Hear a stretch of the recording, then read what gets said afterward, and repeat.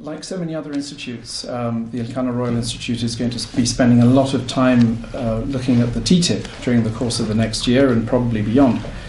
And whenever I talk to our colleagues in Europe and in the United States, what I immediately detect is that this whole debate has raised enormous expectations. Some people think that this is going to kickstart the economic recovery in Europe, that it's going to obviously help the American economy as well. Other people think that it's going to rewrite the international system and the rules of the international system. And other people think, for example, that this could be the new glue that will keep the European Union and the United States together and provide a new raison d'etre for the transatlantic relationship. And when I hear of all of these arguments, I just wonder how realistic they are. And my fear is that we're raising expectations way beyond what is in fact credible and practical. How would you respond to that? Yes, I think that expectations are too high, and we have to be realistic. And I think there are two kinds of issues that make a deep agreement difficult. One has to do with domestic politics in both sides of the Atlantic, and the elections, the electoral cycle. The other has to do with the nitty-gritty of the negotiations.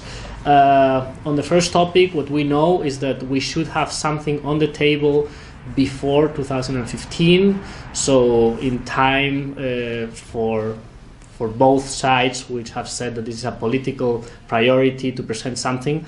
And probably it's going to be relatively easy to cut tariffs to 0%, maybe not in agriculture, but in manufacturing products. And that by itself would be beneficial because transatlantic trade in manufacturing is very, very big, but it's not going to account for a game changer. The main problems have to do with basically regulatory standards, harmonization of regulation, etc. And it is in that sense in which we have to rewrite the rules of the game for trade in the 21st century, where it's probably going to be much more difficult. So I would be happy if we have some decent agreement by 2015 on tariffs and just a roadmap to continue negotiating, but we have to be realistic. This is not going to end the recession or the slow growth in Europe. This is not going to accelerate growth in the US. I think this is more driven by geopolitics than economics. I think it's a very important point, because what a lot of our colleagues tell us is that in other parts of the world, above all in China, but also in countries like Brazil and India, even in Mexico, in spite of NAFTA, there is growing concern about the impact that this agreement will have on third parties. And of course it would be deeply ironic if this did end up having a negative impact, because of course we in the EU have always seen ourselves as the champions of multilateralism. And yet here we are negotiating an agreement which may actually undermine the very fundamentals of the multilateral economic governance system. And I'm not sure, we keep telling ourselves and telling others that they have no reason to worry about this, that this is going to transform the multilateral system, that this will inject new life, if you like, into the multilateral system. But I confess I still have doubts about that. I fear that this may actually result in new tensions with some emerging economies, in particular China. I fully agree. I think that both Europe and the US were clear in the 1990s and early 2000s that they preferred the multilateral way, the WTO.